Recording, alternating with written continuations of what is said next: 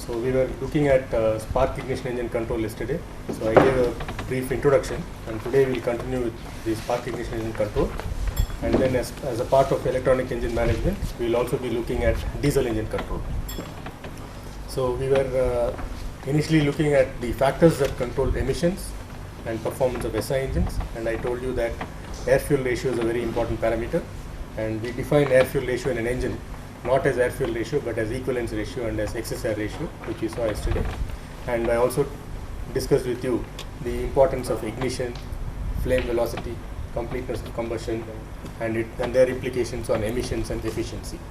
We saw this graph which ultimately depicted that there is no single air-fuel ratio or equivalence ratio or relative air-fuel ratio which is the best for the engine from the point of view of emissions. If we try to control one emission, the other one goes up. So that's what we saw yesterday. And given this, the only solution, if you do not want to do anything on the engine, is to operate slightly lean. And with a slightly lean mixture, we will get low NOx, we will get reasonably low hydrocarbons and low carbon monoxide. But certainly these levels are not sufficient to meet the norms of today. So we have to move into some other way of controlling emissions. Now this is what we saw on emissions. Hydrocarbons, we can have a variety of hydrocarbons coming from the engine because the fuel contains a lot of hydrocarbons. A lot of partially burned products also can come. And hydrocarbons are mainly formed because of flame quenching at the wall.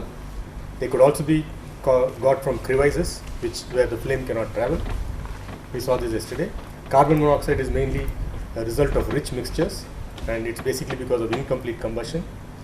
Even if the overall mixture is lean, there could be rich pockets, and from there you could get carbon monoxide. Oxides of nitrogen are a result of high temperature, nitrogen availability, which is always there, and air, which is oxygen and air. So if you have all the three, then you have high levels of oxides of nitrogen. We saw all this yesterday. Now we will go back to look at the other factors which control emissions and performance of SI engines. So the first factor which we saw was air-fuel ratio, and now we will look at the spark timing.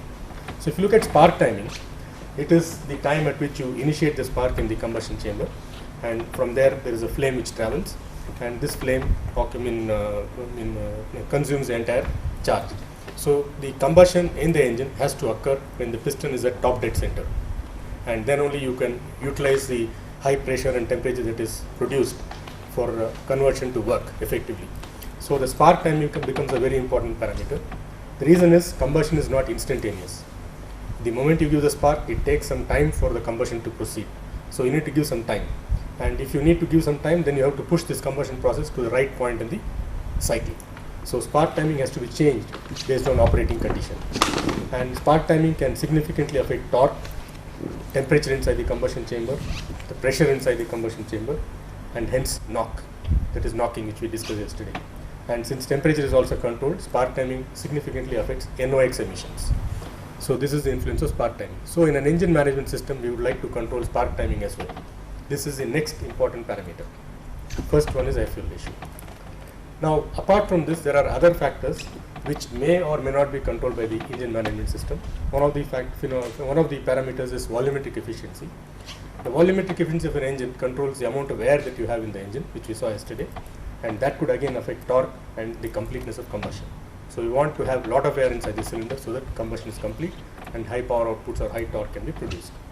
This sometimes is managed by the engine management system through variable valve actuation and things like that. So we will look at this not so much in detail. So this is the next parameter which we will see. Then the last one is turbulence level in the combustion chamber, which is also a very important parameter.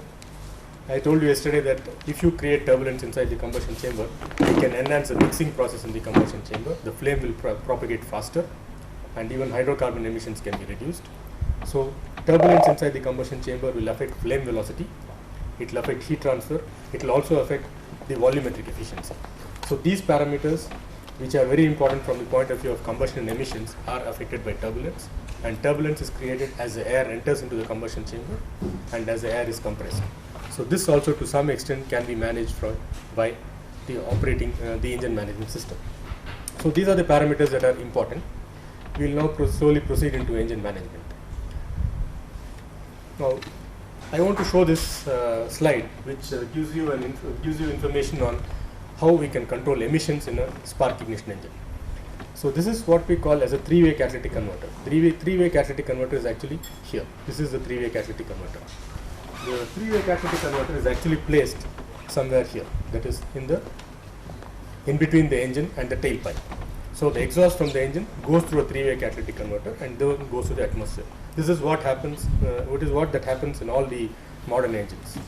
So if you look at the graph on the right-hand side, it indicates what the three-way catalytic converter actually does.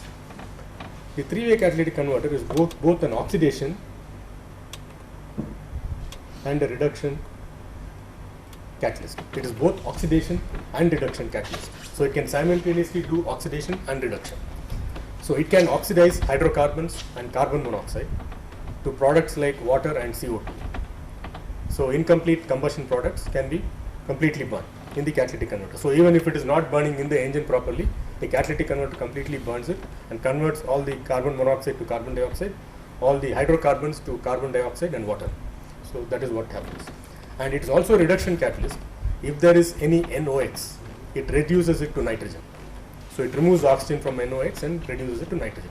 So it's both an oxidation and reduction catalyst put in one unit. Of course, there are separate parts, and there are separate catalysts which actually do this oxidation and reduction. We'll come back to this, but let us now focus on the graph which is shown on the right. If you carefully look at the x-axis, it is relative air-fuel ratio. That is, if it is greater than 1, then it is lean. If it is less than 1, it is rich. And the green band shown here is very close to stoichiometric. That is lambda of 1. The green band is actually lambda of 1, somewhere there. And on the right it is lean, left it is rich. Now if you send exhaust gases, let us say we are operating the engine somewhere here. Let us say we operate the engine at a point where the mixture is somewhat rich. So it is somewhere here. It is we operate somewhere here. If we operate the engine somewhere here, we find that the engine will emit a lot of hydrocarbons and carbon monoxide. And this hydrocarbon and carbon monoxide has to be converted into water and CO2 in the catalytic converter. But when the mixture is rich, we don't have oxygen in the catalytic converter to convert it. So if you allow this mixture into the catalytic converter, on the y-axis if you see here, it is called TWC conversion efficiency. TWC is three-way catalyst conversion efficiency. We call it three-way catalyst because it is acting on all the three pollutants: carbon monoxide, hydrocarbons and oxides of nitrogen. So if you allow this hydrocarbon and carbon monoxide to get into the catalytic converter, when the mixture is rich, we find that the conversion efficiency is very low. You can see here, blue line is for HC, the yellow line is for carbon monoxide, and the conversion efficiencies are very, very low. So you find that it cannot convert. It cannot convert because there is no oxygen, because the mixture is rich, lot of fuel and less of air. On the other hand, if the mixture becomes lean, somewhere here, you find that the hydrocarbons and carbon monoxide can be converted effectively in the catalytic converter because we have oxygen. So a lean mixture is good for conversion of hydrocarbons and carbon monoxide in the catalytic converter. Rich mixture is not good for conversion. Now let us look at oxides of nitrogen, NO, which is shown here. The oxide of nitrogen, which is NO, which is shown here. This NO, the conversion is good when the mixture is rich, and the conversion is bad when the mixture is lean. It is actually easy to guess this. The reason is, when the mixture is rich, we don't have oxygen in the system. When the mixture is rich, we don't have oxygen, and if we don't have oxygen, we can easily do reduction. To do a reduction process, we should not have oxygen. So when NO is getting into the catalytic converter and there is no oxygen in the catalytic converter, then NO can be effectively converted to N2 and O2 can be removed. So reduction process. So we find that the conversion of NO is effective when we are here. That is when we are in this region, somewhere in the rich region. But conversion of NO is bad when we are in the lean region. Because when we are in the lean region, we have oxygen, and that oxygen does not allow you to do reduction reactions. So again, you find that even in the catalytic converter, there are problems. If you operate the engine lean, HC and CO can be effectively controlled. If you operate the mixture rich, the engine rich, then only NO can be controlled. But now here there is one point. If you operate at stoichiometric conditions, all the three conversion efficiencies are very high. If you see here, if you operate exactly at stoichiometric conditions, you find that HC, CO, NO, all the three have very high conversion efficiencies. So this is actually the control problem. So if a spark ignition engine can be exactly operated at stoichiometric condition and it has a three-way catalytic converter, all the three pollutants can be removed effectively, very effectively. the conversion efficiency can be close to 90 or 95%. So the whole problem is exactly maintaining stoichiometric mixtures. And exactly maintaining stoichiometric mixtures is not possible with a carburetor, because it is a device which does not have feedback. It simply allows air and fuel to go, and it does not know how much of air and how much of fuel is going. It doesn't check and then make a control. And that is why we move into electronic control. So electronic control of an engine, spark ignition engine, is actually mainly air fuel ratio control. And what kind of control? To keep the air fuel ratio at stoichiometric conditions at lambda equals 1 or phi equals 1. That is what this graph tells you. So if we maintain exactly at phi equals 1, all the three pollutants can be controlled in a catalytic converter. Now if you look at the performance of an engine, I am not talking about emissions, only efficiency. We already saw that efficiency will be good only if the mixture is slightly, for efficiency. We want to burn the fuel completely, so it should be slightly lean. You should give more than the required amount of air. But if you give slightly lean mixture, the catalytic converter will not work well for which pollutant. If you go lean, it won't convert NO properly. So if you tune the engine for good performance, good efficiency, the catalytic converter will not convert NO. On the other hand, if you tune the engine for stoichiometric mixtures, the catalytic converter will control all the emissions well. But stoichiometric mixture is not good for efficiency. So that's what I was saying yesterday, we are sacrificing efficiency for emissions. We still operate at stoichiometric mixtures so that our emissions will be low, even though we know that efficiency will not be very high. So most of the time, the modern MPFI engine, the modern petrol car engine, tries to operate exactly at stoichiometric mixtures, and it sacrifices efficiency. And sometimes it goes to rich mixtures, because sometimes rich mixtures are unavoidable. I told this also yesterday in the case of two-stroke engines. One of the ways to cool the engine from inside is to use a rich mixture. So when you go to high power, when the engine can knock, then you use a slightly rich mixture. So the point I want to make here is that in a modern engine with a three-way catalytic converter, we exactly use stoichiometric mixtures, and whenever it is required, we go to rich mixtures. We seldom use lean mixtures. So the result is that we cannot get the best possible efficiencies, because we are not working for efficiency, we are working for emissions. So this is what we have to note here. So I'll just go back and just go forward. So if you look at from the other side what the engine wants, forget emissions and see what the engine wants. At idling, the engine wants a rich mixture, because there is small airflow, lot of exhaust dilution and all that. So under idling conditions, the engine wants a rich mixture for functioning. So at idling conditions, the three-way catalytic converter will not work well, because the mixture has become rich. At part load conditions, when you are normally driving on the road, conditions are very good. At that time, you want high thermal efficiency, but you also want, more important is low emissions. So we operate with a three-way catalytic converter at stoichiometric mixtures. So when we are normally cruising on a highway, or when we are normally driving on a road, we will go to stoichiometric mixtures. And there we will get very, very low emissions, extremely low emissions. In fact, today, if you look at all types of engines, the MPFI engine produces the lowest possible emissions, because its three-way catalytic converter is very, very effective. But it is effective only at stoichiometric mixtures. So part load we will do stoichiometric mixtures, and when we go to high load, to do engine cooling and avoid knocking and all that, we will use a rich mixture. Starting and acceleration rich mixture. So if you look at all this, we are either in rich mixtures or at stoichiometric mixtures. We never go to lean mixtures. So we are never trying to get very high efficiencies. On the other hand, in a motorcycle, it is not this case. We do not have a three-way catalytic converter in a motorcycle.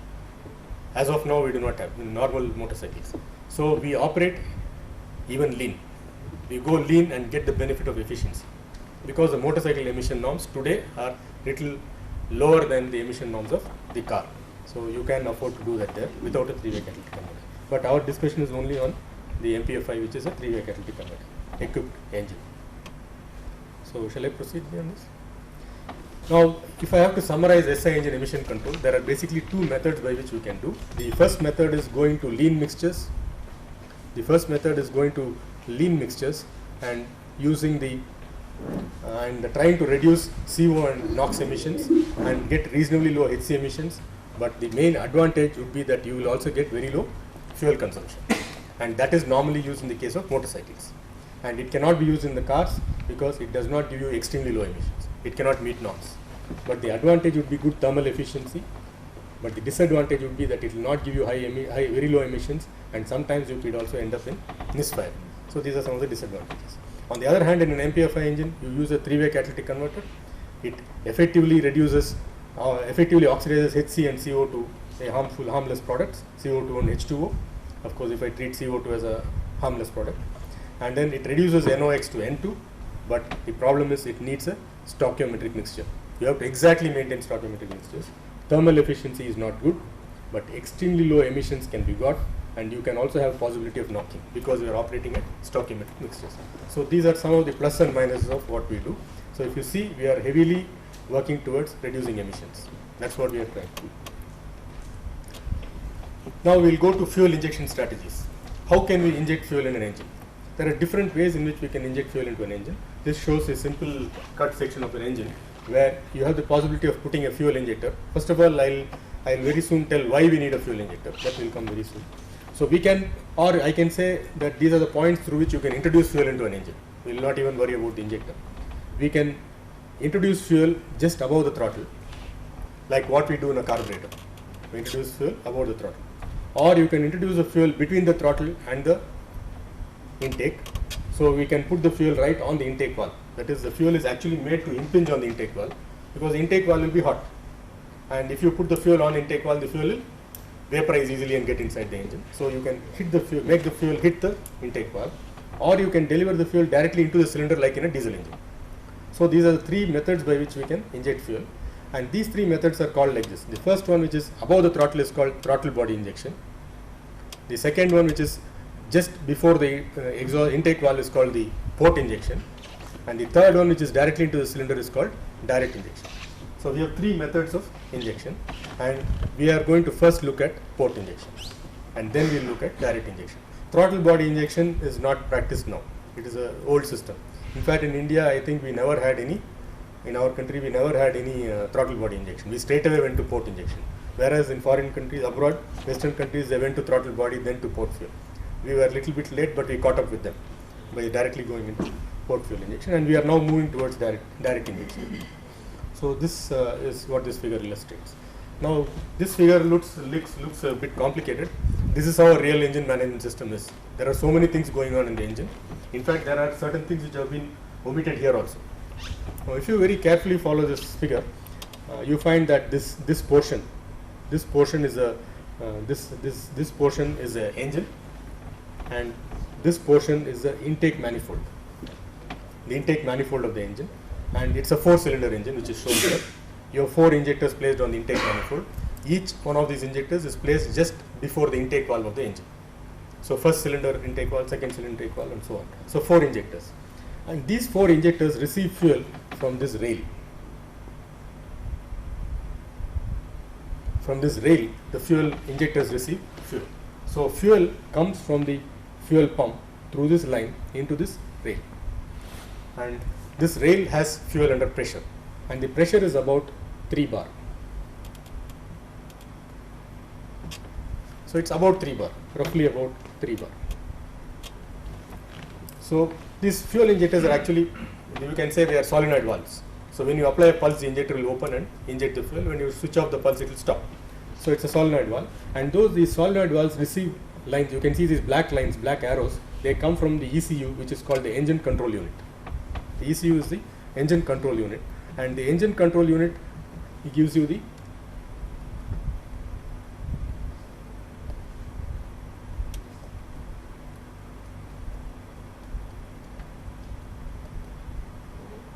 so ECU is the engine control unit, and the engine control unit sends pulses to all these 4 injectors. So whenever it wants any injector to operate, it sends a pulse to that particular injector, and then that injector opens and closes. The time for it opens, it determines how much fuel has to go. If it opens for a long time, then the amount of fuel will be long. Now, to give you an idea of how much this time would be, it will be something like about 1 millisecond to about 10 milliseconds. The duration will be only that. So every time the injector is opening for about 1 millisecond and stopping, or something like 6, 7, 8, 10 milliseconds, and it is stopping. So every cycle it is opening and stopping. And these 4 injectors are opening and stopping at different times, corresponding to different firing in sequence of different engine. And you also have a return line back to the tank. You can see this is the return line. This return line brings the excess fuel back to the tank. So this is the fuel supply line. It is completely mechanical, and the pressure is around 3 bar. I will not go into the details of how this pressure is maintained and all that. Now if you look at the air path, air comes from the atmosphere and it enters into an air mass flow sensor. This sensor is called the air mass flow sensor, and this sensor actually measures the amount of air that is going into the engine. So it is actually a air mass flow meter, and this measured air mass flow information goes to the ECU through this line. This line takes the air mass flow information. So the engine controller at any given time knows the amount of air that is going into the engine. So immediately it calculates how much of fuel has to be injected and controls these injectors to inject the right quantity of fuel, so that the equivalence ratio will be stoichiometric, or the mixture will be stoichiometric. So there is a lot of software running, and this software is actually checking the amount of air that is going into the engine, immediately calculating what should be the amount of fuel for getting stoichiometric mixtures, and then putting the right pulse on the injector. And this fuel goes into the injector along with air and gets into the engine, so that air fuel ratio will be exactly stoichiometric. But what you calculate may not be exactly what you get, because over a period of time the engine may change, the injectors may change, so you have to again check whether this has really happened. So on the exhaust you see what is called as an oxygen sensor. This oxygen sensor in the exhaust picks up information which is related to the air fuel ratio, and it sends this information, this green line, goes back to the ECU. So this is the feedback. So this is a feedback loop. So even though you set the pulse, you also check whether the air fuel ratio is what you have set, and the feedback goes back to the ECU. Now the ECU once again checks whether what it has set is okay or not. If it finds that the mixture is rich, that is too much of fuel is going, it slightly reduces the fuel. If it is not enough, then it increases the fuel. So there are two steps in the control. One step is first looking at air mass flow and calculating what should be done, applying that, and then checking whether it is okay and controlling that. So we go into closed loop control of air fuel ratio. So that is why we are able to exactly maintain stoichiometric mixtures and bring down emissions significantly. So this is the main control loop of the spark ignition engine. The ECU also checks the throttle position. You can see here it also checks the throttle position. So if it knows that the driver is going to accelerate, or if it knows that the driver is open the throttle fully, it knows now that the engine may knock, and now you cannot use stoichiometric mixtures, you have to use rich mixtures. So ECU automatically shifts to rich mixtures. It doesn't worry about emissions at that time, it simply switches to rich mixtures. Or if it knows that the engine is idling, the driver has removed his foot from the accelerator pedal and the throttle is almost closed and the engine is idling, the engine management system recognizes that it is a condition where rich mixtures have to be used, and it immediately starts using a rich mixture. So this is how the engine management system actually performs. So that's why this is some level of software which I have told you, that there is a lot of software which checks all the sensors, which does all these at different operating conditions. That is why the engine management system is complicated in its hardware and software. It has to do quick calculations, so hardware is complicated. It has to do many calculations, and many routines will be there inside. A lot of data will be there, so it means that the software is also quite complicated.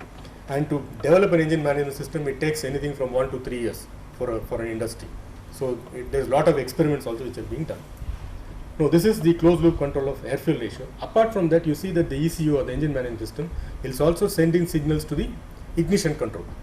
It senses what kind of spark timing has to be kept and puts that spark timing also on the different spark plugs. So the engine management system is also controlling the spark, and spark timing is very essential. I told you it is the second level of control, and we'll see more in detail.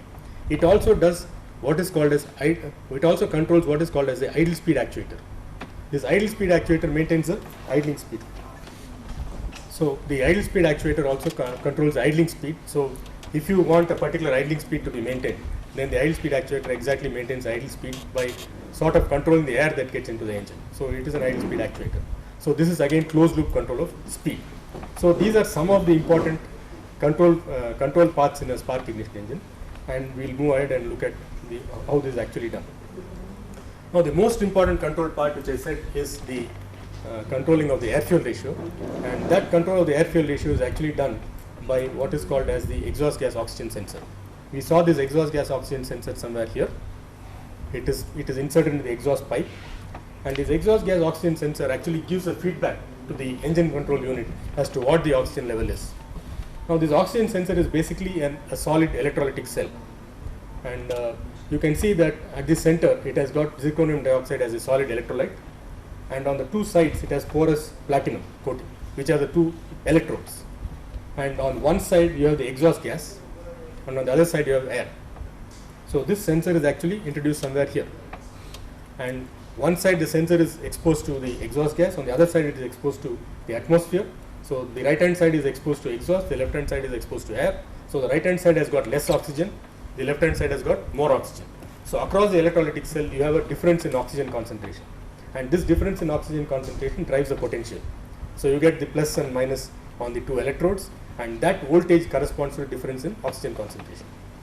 Now this is basically this is an electrolytic cell, and the electrolyte is doesn't go off, so it is there for a very long time. So it is active for a very long time. It is actually introduced into the tailpipe, and it exists at very high temperatures. It is actually put in the exhaust pipe, and you can see this if you open any MPFI car bonnet, you can see it very close to the exhaust line. So the interesting feature of this is this one, how the air fill ratio is actually controlled. Now what I have shown on the left hand side is a plot of the voltage that the electrolytic cell gives, the plus and minus difference in voltage which the electrolytic cell gives as a function of the XSR ratio. Now I told you that it responds to the concentration difference between the two electrodes. Now if the mixture is lean, then you will have air even in the exhaust. Can I say this? If the mixture is lean, not all the air is utilized by the engine. You have more air. So air will appear also in the exhaust, air will also be in the atmosphere. So on both the sides of the cell, you will have oxygen. If the mixture is rich, you will have oxygen only on one side, that is on the left side. So when the mixture is lean, since you have oxygen on both the sides, the voltage will be low. When the mixture is rich, since you have oxygen only on one side, the voltage will be very high. So that is what you actually see here. When you cross lambda equals 1, there is no oxygen, there is oxygen in the exhaust. So the voltage output of the sensor is very low. When lambda is less than 1, there is no oxygen in the exhaust. So the voltage becomes very high. And the main thing which you have to note here is around lambda equals 1, there is a switching action. There is a sudden change from a low voltage to a high voltage because oxygen is completely vanishing off around lambda equals 1. And this switching action is very useful because the sensor is like a switch now. It will give a high voltage when the mixture is rich, and it will give a low voltage when the mixture is lean. It cannot tell you what the mixture is. Please understand this, it is very difficult to make measurements here because it is very steep. But you can know whether you are here or whether you are here. Whether you are at A or you are at B, you can know. So how do you maintain exactly stoichiometric mixtures? We don't want A, we don't want B. We want to be in between A and B. So the controller works like this. It's a very simple controller. What it does is, if it sees that you are at A, it knows that the mixture is rich. Immediately it reduces the fuel. And then immediately you shift to B. And if it knows that you are at B, it immediately increases the fuel and makes you go to A. So it is making you alternate between A and B. So the average is somewhere in between A and B. So it is what is called as on-off control. If you see that the mixture is rich, you make it lean. If you see the mixture is lean, you make it rich.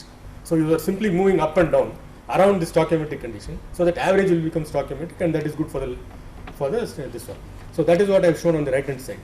The top red line actually indicates the output from the sensor. Now you can see here the output on the sensor indicates that the mixture is rich, the voltage is high. So the pulse width, the pulse width is given to the injector, that pulse width is brought down. You are reducing the pulse width so that you make the mixture lean. Now somewhere here you find that the mixture is becoming lean. So now you start raising the pulse width. And again when you find the mixture is becoming rich, you start lowering the pulse width. This is only a notional graph. Don't please note any values from here. It only indicates how it is working. Is it clear? So when it is lean, it makes it rich. When it is rich, it makes it lean. So that average will be somewhere here.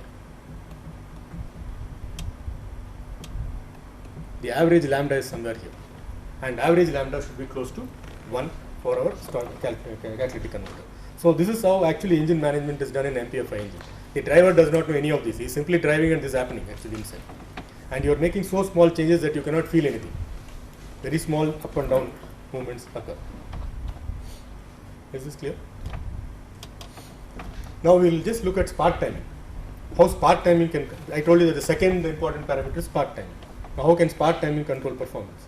Now if you look at the x-axis here, I have just shown crank angle. the crank position. And what you have seen on the y-axis is the extent of combustion. That is, you start the combustion somewhere here. You start the combustion process at the point where you had the spark. You try to initiate the spark at some crank angle, but combustion starts only after a small delay. And then combustion proceeds, and then you go reach a top. At this point, combustion ends. So this point, combustion actually ends. So there is a duration of combustion. And since combustion is not instantaneous, I told you that you need to put the spark at the right crank position. If you don't put it at the right crank position, then you run into problems. And this spark advance is a parameter that is controlled by the electronic control unit. Now what will happen if I move the spark earlier and earlier? Let us say I put the spark at top dead center. Exactly when the piston reaches top dead center, you have spark.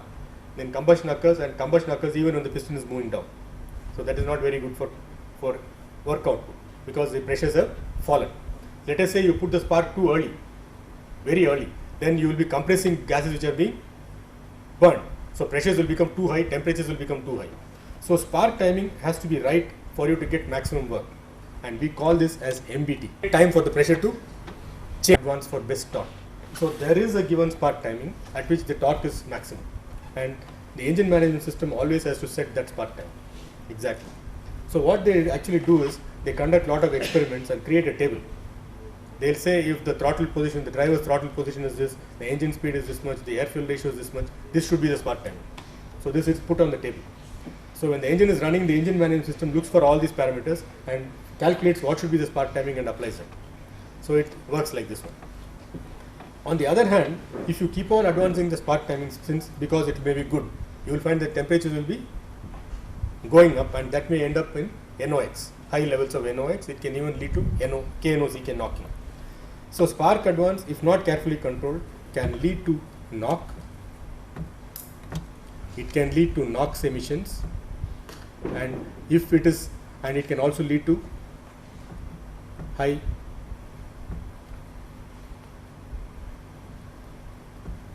fuel consumption.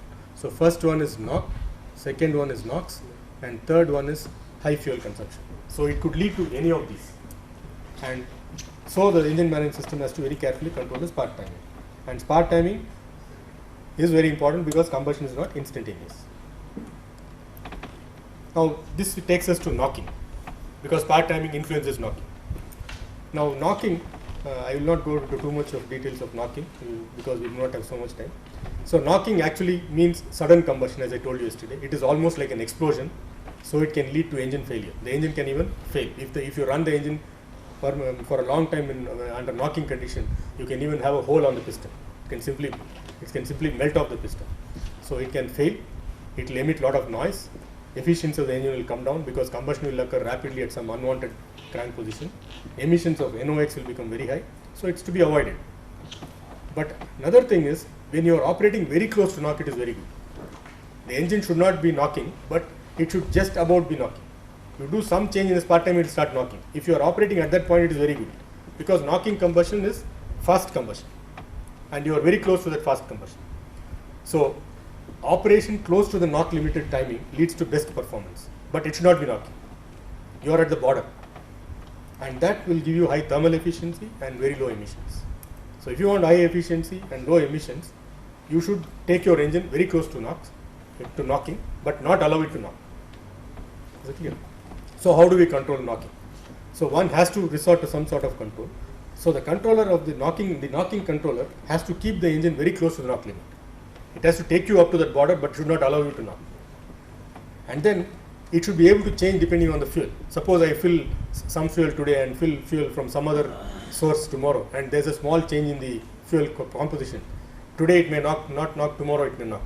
So the knocking controller should detect that the fuel has changed or the engine is about to knock and make changes. And it should also detect which cylinder is knocking. If cylinder 1 is knocking or 2 is knocking, 3 is knocking, and control that cylinder only and allow the others to go up. So all the cylinders will be at the right timing. So we basically go to what is called as closed loop ignition timing control based on knock. So ignition timing in the engine is controlled in two ways. One is based on a table, which I told earlier. That is, if the throttle position is this, speed is this, then this is the spark timing table. The other one is based on knock. And knock, based on knock, is closed loop. When you do ignition timing based on knock, it is closed loop control, as we will see very soon. So basically this is the next parameter which is of importance. Now this is how knock is detected. Now if you look at on the x-axis, on the left hand side, you have what is called you have the knock sensor. Knock sensor is basically a vibration sensor. Okay. When the engine starts knocking, I told you that it is an explosion. When there is explosion, the gas inside the engine vibrates, and it vibrates at some frequency. On the right hand side, I have shown you the frequencies which are important in the case of knocking. We have just taken the gas pressure from an engine. This is done in our lab. We just taken from the running engine the gas pressure signals, and then we analyze the gas pressure signals to see what are the dominant frequencies in these gas pressure signals when the engine is knocking. You find that at somewhere at 10.8 kilohertz there is a dominant frequency, and somewhere at multiples of this also there are dominant frequencies. That means for this engine, if there is gas vibration at 10.8 kilohertz, it means that it is coming from knocking. The reason why it is so is that when the engine is knocking, let us say this is a combustion chamber, and somewhere at the end I told you that if you have a spark, the flame travels, and somewhere at the end there can be explosion. Then gas pressure waves will travel back and forth, and the rate at which they will travel back and forth will depend on sonic velocity, and the frequency of oscillations will depend on the dimensions of the room. So the dimensions of the cylinder will determine the frequency. So if I have a small engine, this frequency may be even higher than 10.8 kilohertz. If I have a large bore engine, it may be even lower than 10.8 kilohertz. So this 10.8 or whatever is the number depends on the engine. So for an engine, there is a frequency. So if you try to detect whether there is some noise, some oscillation at that frequency, and if that oscillation is there, then it is because of knocking. So we put a vibration sensor on the wall of the cylinder, and this vibration sensor keeps on picking the vibrations, and if it sees vibrations of a particular frequency, it knows that the engine is knocking. And the moment it knows that the engine is knocking, it has to go and change what will it change? It will go and change the spark timing. So it will see to it that the spark timing is adjusted in such a way that knocking will not occur. So it will come away from knocking. But we know that we have to be very close to knocking for best combustion. So it will come away from knocking, and then the sensor will detect that there is no knocking. Now again what the controller will do is try to go towards knocking, and if it knocks, again it will come out. So it will be all the time taking you to the border of knocking, but it will not allow it to knock. So just like how the air fuel ratio is keeping you at stoichiometric conditions, this will be keeping you at knocking border. So this will also happen automatically. And one thing to note here is that not all engines are equipped with knock sensors. It depends on the cost of the engine. If you buy a very sophisticated engine, this knock sensor would be there. Then all these functions would be there. If the engine is not so sophisticated, it's let us say a low cost car or something like that, then the knock sensor may not be there. And in that case, you may be working only with the map, that is only with the table, which I told you. So there could be different levels, and in fact it is very difficult for the user to recognize what is happening, because everything has gone into the ECU, which we treat as a black box, and everything is done inside. So what level of control is done on a particular engine is normally not known to most people. It is not at all disclosed. So if we want to really learn about all this, we have to experiment on our own and find out. We have to do it on our own and then see. So if this is a summary of what I said. If knock is detected, the ignition timing is retarded. If you find that the engine is knocking, the ignition timing will be retarded. If knock is again detected, it will further retard it. If no knock is detected, it will again advance and go towards knock. So it will be all the time oscillating. Thus the engine operates close to knock, and this strategy is adopted only at certain operating conditions, not everywhere. And wherever the engine will knock, we will do this. No, I just want to get some feedback from you. If you have any questions, you can ask, because we are moving on to a different management system now. I was just telling you about the MPFI engine. Now we are going to look at the GDI engine, which is the latest development and which is gradually coming now.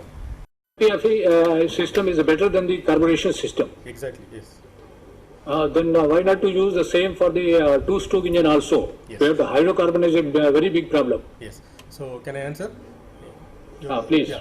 See, as I told you in the beginning, the MPFI engine is very good from the point of view of emissions, but it is not so good from the point of view of efficiency, because we are trying to maintain stoichiometric mixtures. In the case of the cars, the emission norms are very strict.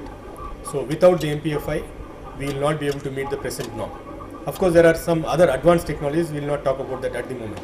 So, given the normal technologies that we have, it is only the MPFI that can meet the present car norms. Whereas if you look at the two-wheelers, there the focus is more on fuel economy, because a person who is buying a 100cc or 125cc engine, he expects a good fuel economy from the two-wheeler, and you cannot make the two-wheeler very costly by putting in a lot of electronic controls and catalytic converter and all that. So cost is also important. So the governments are aware of this. So the emission norms for two-wheelers is slightly on the lower side as compared to emission norms for four-wheelers. And the emission norms for two-wheelers can be met without the three-way catalytic converter. They can be just met with an oxidation catalyst with the carburetor itself.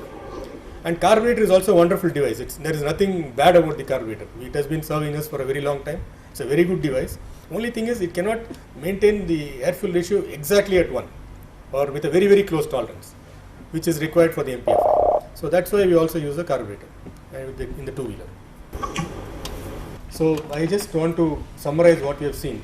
The MPFI engine emissions are extremely low, but the specific fuel consumption is not low, because we are using stoichiometric mixtures, and stoichiometric mixtures does not give you very low fuel consumption. It is good only for emissions with a three-way catalyst.